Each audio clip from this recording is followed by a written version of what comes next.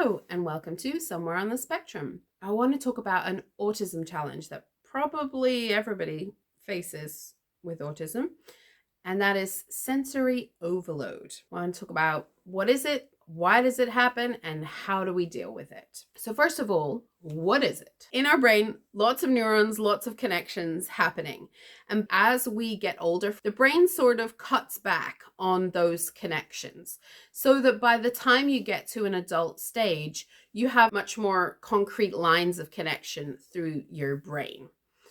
Only you probably don't because you're autistic. It seems from the most recent science that's coming out that these neural pathways are less trimmed in autistic adults than they are in neurotypical adults. So what it means is that literally your brain has more connections than a neurotypical brain does. A neurotypical person is literally not picking up on all the things you're picking up on because their brain is only focusing on certain things, whereas your brain is picking up on a lot more things. And depending on the person, that's going to have different priorities. So you're going to find different things problematic. That means that we have a lot more input going into our brains compared to a neurotypical brain, which is why we get overwhelmed quite a lot. So today we're specifically talking about sensory overload. So think your senses, we're talking about your eyes, your ears, your nose, your mouth, your touch, and also interoception, which is how you experience your body. So things like hunger and thirst, heartbeat, breathing, those sorts of things. We'll come back to that in a second. So first of all, I want to talk about one of the most common places that we all go that is also one of the most challenging. Now, if you're an adult autistic person who is late diagnosed, it's very likely that you have never really considered these kind of things before. And it's possible that you have an awareness that things are uncomfortable, but you've never really drilled down on what's uncomfortable and why. So part of this is helping you hopefully identify why you're getting stressed out in certain places. And once you have a better understanding of what's happening, then it might be easier for you to identify the challenge. Once you've identified the problem, it's much easier for you to come up with solutions to deal with the problem. I'll give you an example of that too. The first place we're visiting is the supermarket. Yes. The average neurotypical person can wander around the supermarket for ages if they want to. They may have a shopping list. Many of them may not have a shopping list. They just go and wander around and pick what they think they need. They can spend quite a lot of time walking around the supermarket. They don't really worry about what it sounds like, what it looks like. Nothing sort of bothers them. And it doesn't really bother them how many people are in the supermarket either. However, if we go into the supermarket, it's a little bit of a different experience. And I would say that, at least for me, this got worse as I got older. One of the things that happened for me was because I used to live in South Korea, my brain sort of shut out the Korean that I heard because quickly it realized, I don't understand that. So it became much easier for me to be in public spaces because my brain wasn't actually paying attention to what it was hearing most of the time. The problem is, if you have a whole bunch of people speaking Korean and one person speaking a language you do understand, your brain is much more likely to pick up on that and listen to that. Ooh, relevant. I know what that's saying. When I came back to the UK, my brain thought that every single English-speaking person was important. So I went from being able to move through an overwhelming place because my brain wasn't paying attention.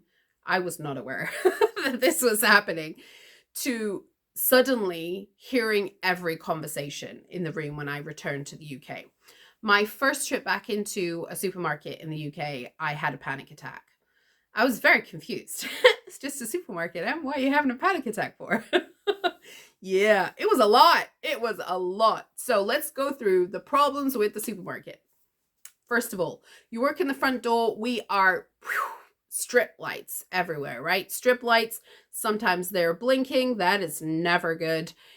Sometimes they're turned off. That's nicer. But anyway, there's a lot of them. Then we have the sound. We've got the beeping of the checkouts. We've got music usually playing. Sometimes it's blaring pretty loudly. We've got people talking everywhere. We've got babies crying, newborn babies crying. Very bad. We've got fridges buzzing. Drop me a like if you sing to the freezers buzzing in the supermarket. Please. Tell me it's not just me.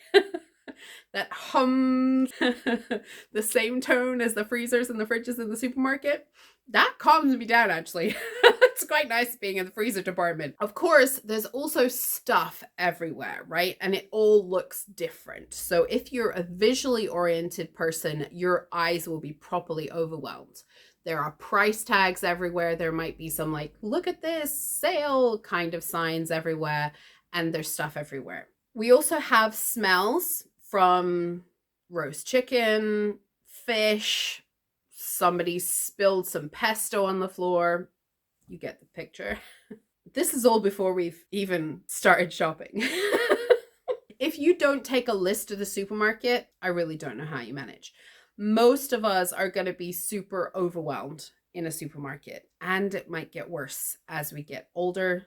Don't be surprised if that happens. It would be a good idea when you go to a supermarket to take a list, to only go to the aisles that you need to go to and just miss everything else out, and to leave as soon as you can. I tend to go through the self-checkout because it means that's not another person I need to talk to, take my headphones off to talk to them, that kind of thing. So remember, our sensory overwhelm can be internal with our interoception, or it can be external, which is all that lights and sounds and things that we just talked about. So for example, with the interoception, if you get sick, let's say you've got a temperature, then you're going to get overwhelmed faster because you're having to deal with unusual signals from your body. If you're already tired, if you're exhausted, you're going to have a lot less capacity to cope with somewhere like the supermarket. I definitely notice if I'm really, really tired, then I can get close to a meltdown in a supermarket really quickly. All it takes is for one of the things on my list to not be there. Or what happened one week, I got to the aisle where the eggs and the baking stuff is, and all of the things that were at that end were now at this end, and all of the things were at that side were now on this side. So it moved from up there to down here and up there to down there. And I was like just standing at the aisle like, the first thing is why? It's so unnecessary.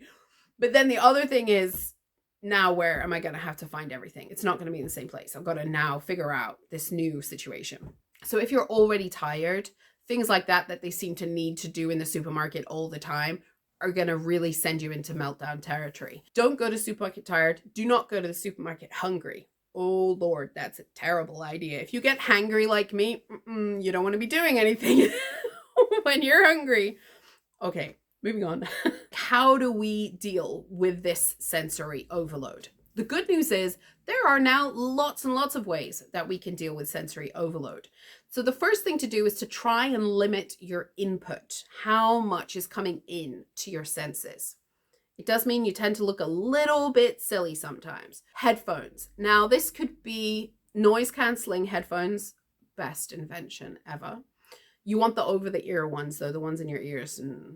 Or something like calmer or loop earplugs that are going to block out the noise. The challenge with those is they're going in your ears. So depending on your ears, that could be too much sensory input again. Pluses and minuses to everything.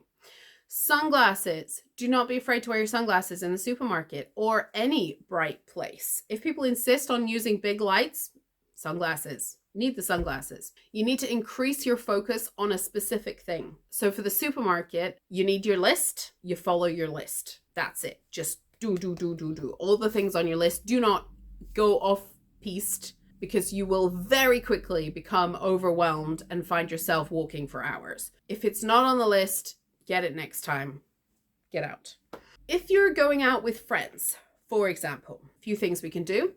Again, the calmer or loop earplugs, they're each doing different things. You can choose the right one for the right occasion, theoretically. I would suggest taking fiddle toys with you. It's much easier to focus on conversations if you've got something in your hands. Let me know if you want me to do a fiddle toy episode. If you're out with friends, try and only eat your comfort foods and remember to leave when you're ready. I think a lot of us, especially high masking people, we're people pleasers, and people say, oh no, stay a bit longer, or we feel guilty. We got to stop doing that. If you've run out of steam, you need to get out of Dodge, because you're going to go downhill fast and you're potentially going to get yourself into meltdown territory, and you're certainly going to be exhausted the next day. As a note to your future self, okay, let's go home, to prevent your future self from being exhausted. Sometimes you can say, okay, I will spend some spoons on this because I want to be with those people. I want to go to that place. That's a decision that you're making. But then you're allowed to say, now I'm going home. Once you finish whatever it is that you're doing, have some decompression time. That might be literally sitting in silence. I have found sometimes when I'm like super, especially if I'm tired or near meltdown, if I just sit on the sofa in silence, it's really hard to do. I don't like it at all. But that seems to be the fastest way to recalibrate, just calm the senses back down again. Read, comfort clothes. That's the first thing I do when I get in. Put your comfort clothes on. Comfort food. If you like food that's crunchy, if that's good for you, go for those sorts of things. Choose your input. So if it's too noisy in your house, put your headphones on. Consider having a safe space in your house that is literally your decompression space. I know people who put it in the cupboard. You might paint the cupboard colors that are good for you, put some cushions in there, have a space that's your space that you can disappear off to for decompression time. Also be aware that we do have sensory seeking. For some people, they need more sensory stuff, and for some people, they need less. But it can also be on a given day. If you're thinking something's not quite right, consider, is there something that would help sensory-wise? Sitting on your hands, the pressure on your hands. Sometimes we don't know where our body is. We need to know where our body is. So that kind of thing can help. Again, having your own space that has been painted in a way that you like, that has the sounds, has things to look at that you like, that kind of thing. It can help us calm down. It can help us cope with situations, and it can also give us a feeling of satisfaction. So it depends on the day and the situation. You might have a different need for a different day. Fiddle toys, very useful for kind of on the go. And again, play around with it. Some people like something really soft. Some people like something very hard and smooth. Some people like something that's not smooth at all. So play around with it, and you might find that you like different things on different days. So sensory seeking things you could get at home. Disco lights. That was the best thing I ever bought for myself. I thought I was nuts when I was thinking about buying disco lights. And then when I went in to buy them on Amazon and I looked at the comments, a lot of people are buying them for sensory stuff. Disco lights are a hard yes. Making a retreat or a cave in your house, painting the walls in your house the right color for you. Stuffed toys, if you like stuffed toys, have a place that's just full of them. Sitting on the floor, balancing on a ball, going swimming. These are all ways that we can give sensory input to our body that our body might like. So remember, this is normal. There are things that we can do about it. There are things that we can make better. If you feel overwhelmed, so for example, last week I went to an event and it was in an old church, and I wanted to look around at all the stalls at the event, and very quickly I realized there was too much noise. It wasn't even that much noise. You know, the way that things echo around in a church, that was a problem. And I went to get my Karma earplugs and I'd forgotten them. In the end, I could just go to a quieter place and it was okay. In that situation in the past, I wouldn't have known why I was so uncomfortable. I would have just been uncomfortable and I would put up with it, and I would keep trying to talk to all the people and do all of the things and push through it. This time I was very quickly able to identify, oh, this is horrible. Why is this horrible? Okay, put the earplugs in, that will solve the problem. That's the key thing here. Paying attention, trying to figure out what the problems are and finding solutions that are going to suit you so that you can have the life that you want to have. I hope that's useful. If you do find these videos useful, please do like them, write a comment. Don't erase your comments. I've seen your comments and then they vanish, and they're lovely comments. I like them. Don't erase your comments, please. Leave them there. I like them. They're good comments. It's about a conversation. It's about us helping each other to be able to manage being in this world better. So your comments are really helpful because they do start conversations and they can help other people, because other people look and go, oh yeah, me too. And I think that's really important for this community. Thanks for commenting, even if you did delete it. Thank you. See you next time. Bye.